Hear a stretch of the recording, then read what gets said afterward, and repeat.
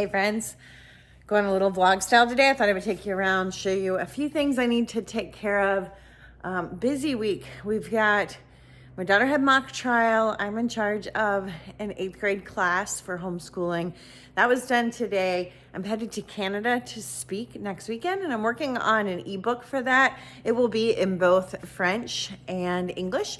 And specifically, I'm going to be talking about growing food indoors. And that ebook's just going to be like an ABC guide. So like right to the point, what to do to have the greatest success, my formulas for interval planting, all of that stuff. So lots of projects. The garage is kind of a hot mess, but it's gorgeous out. We had some crazy weather, hail last night, cold, windy, and I'm just grateful for this gorgeous weather. I don't have much time for gardening today, but I do need to do a couple of things. One, I'm just not eating super healthy lately, which is a trend when I have a lot of activities going on and my stress level gets up. And I wouldn't say like not healthy. I'm eating too much is the problem. I'm eating later in the evening, and it's just messing with my digestive system. So I want to do a big juice. So we're gonna do that now. I already harvested the greens and just have that ready because I'm gonna give my digestive system some time off. Definitely for the rest of the day, just juice and maybe even a few day juice cleanse. I'm leaning towards doing a couple of day juice cleanse, just to kind of reset. It's something I do multiple times a year, and I actually haven't done it in a long time. I harvested a bunch of greens. I cleaned the towers, a couple of them, moved them out. I've got 2 empty ones back here. Those are gonna get cleaned and the plants are ready to go into them. That will happen before I go to Quebec because the starts need to go in. I'm gonna take you guys around, show you those. And actually I bought another family tower kit. The family kit is 3 towers. It's the best option price-wise if you want to grow outside. I love the family kit. So that puts me at 12 towers. My goal has always been 15. 12 is a good number to make sure I get my winter squash this year, my pumpkins. I plan to grow vining cucumbers this year, so I'm going to show you guys how I set up my trellis system.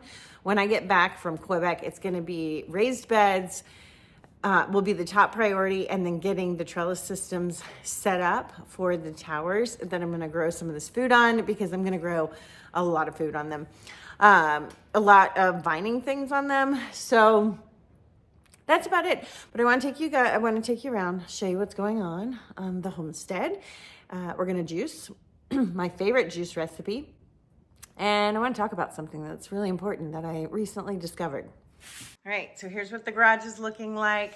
I've unplugged these towers, they're off. And everything's, that was left behind is dying. Over here, the peppers are doing amazing.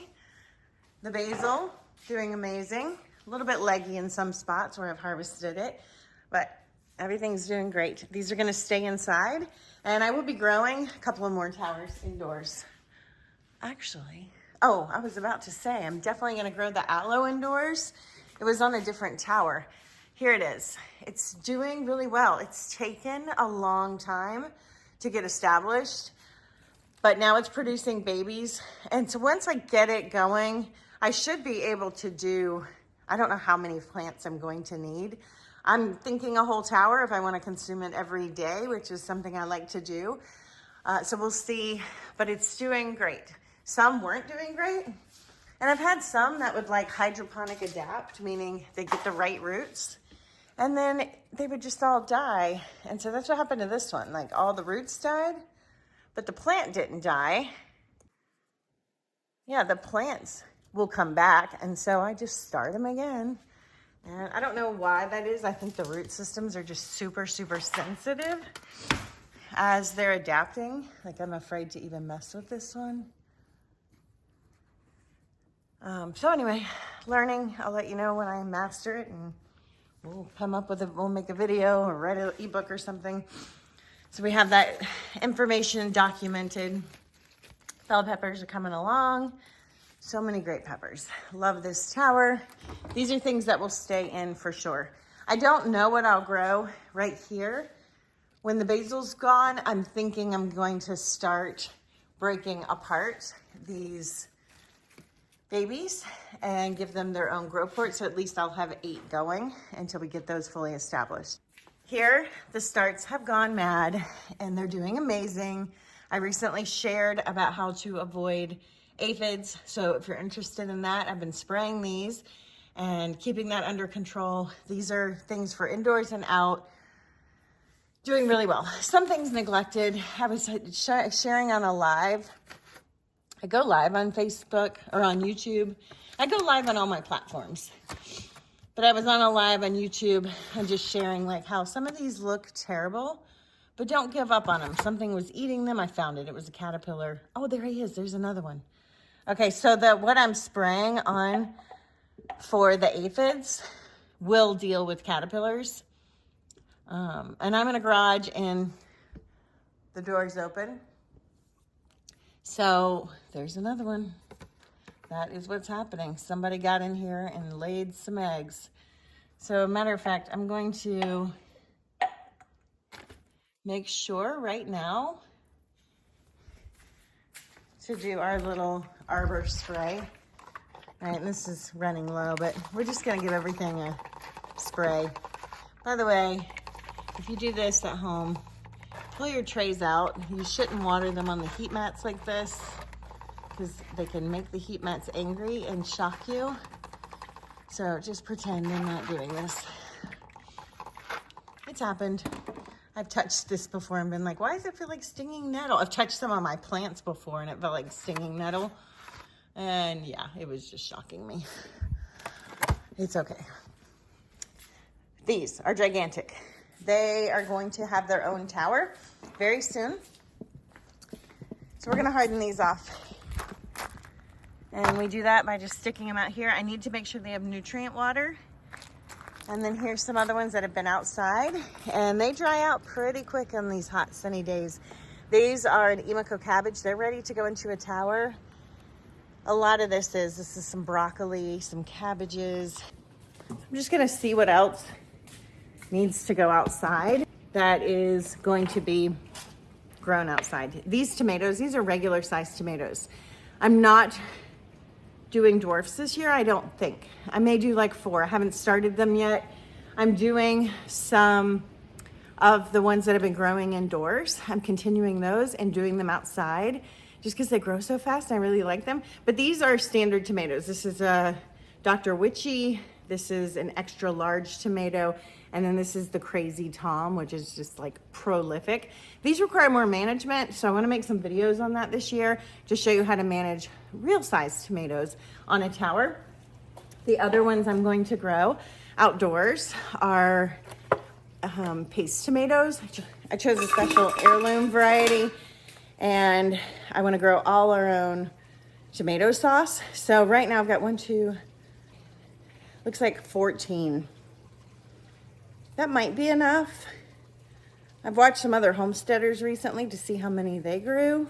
Now, we don't eat a ton of tomato sauce and we don't eat a lot of we don't eat a lot of tomato sauce. I don't know, I feel like I probably need more of those. So I think I'm gonna start one more tray. All right, I dropped you. I think I need to start one more tray of those too. So this is where it gets a little overwhelming because there's so much. When the season gets like this, where we're doing all the things, and it also happens to be like a busy time with homeschooling and all of it. I'm gonna pour some rainwater on these and not give them shower water right now because I don't have time. Rainwater has natural nitrogens in them. So, really good. I collect rainwater and feed my seedlings all the time this time of year. So, huge windstorms last night. Hail. Towers outside. They make me super happy.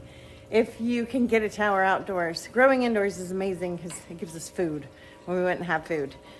And gives you an opportunity if you can't grow outside. But if you can get some towers outside, man, they are just incredible. So I want to harvest some dandelion flowers and then we're gonna head inside.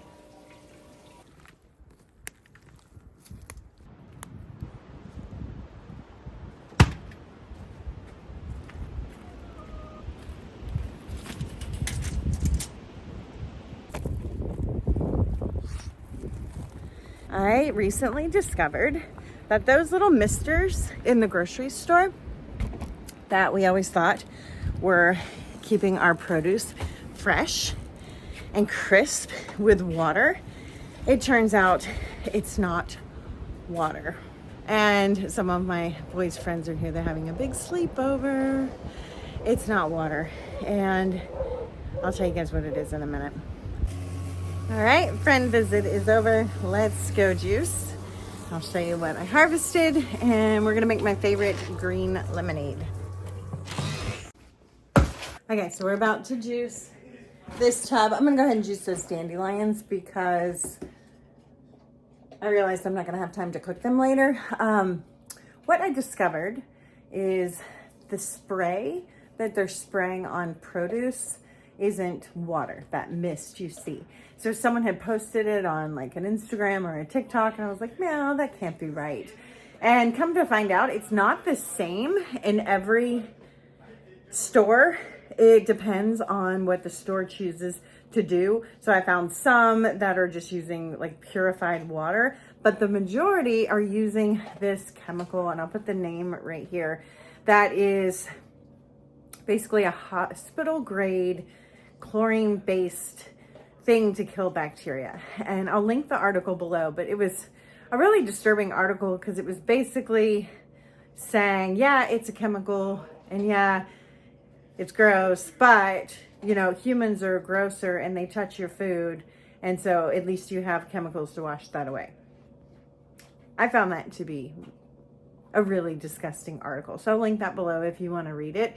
So anyway, we're gonna grow our own greens and not buy chemicalized misted food, and these haven't been touched by anybody either, not that I would care about that. Okay, for this recipe, I have pretty decent amount of greens. Some of them are bitter greens. So we're probably gonna use about 7 or 8 apples. We'll see. 2 lemons, 2 quarter-sized chunks of ginger. I have some beet remnants because why not? We don't wanna waste any food. They're just the tops of when I ate the beet, and then some of the greens, and that's it. And I do this to taste.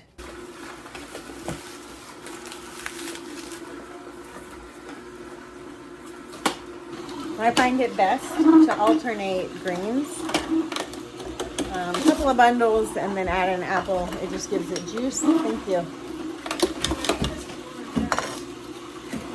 Okay. Then this is for you. This is one of those. Oh yeah, thank you. What is it? Oh. Yeah, actually I do want some of that. And so I use a Kuvings Revo 830, and there's a link to this below. And I went back and forth on the ones that pre-chop or they're like a blender. I don't know how to describe it. Like you open the top and you put the food in and it chops it up. But you have to chop the food to put it in there. And this one has an automatic feed. The only catch with this one is you have to make a ball out of the greens. And I find that to be totally fine and not a big deal, but I don't have to do anything with my apples and my lemons. Now I did wash those apples because they came from a grocery store. I like to do at least 5 different varieties of greens when I juice if I can. So in here I've got purple cabbage, mustards, kales. We put in a little bit of the beet. Lots of variety. Deep greens, lime greens, purples.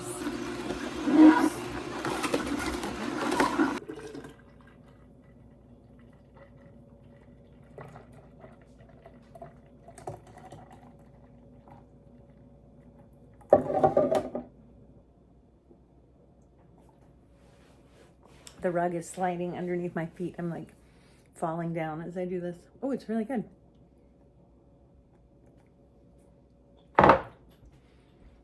It's really good. It's thick. So when I cut it, the lemon peel 2 whole lemons is making it really thick. So I'm going to use the rest of the greens and 2 more apples. The ginger's fine. I may even add more ginger.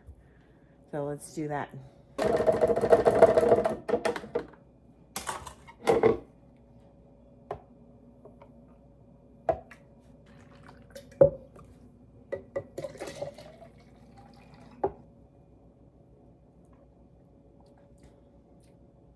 It's good.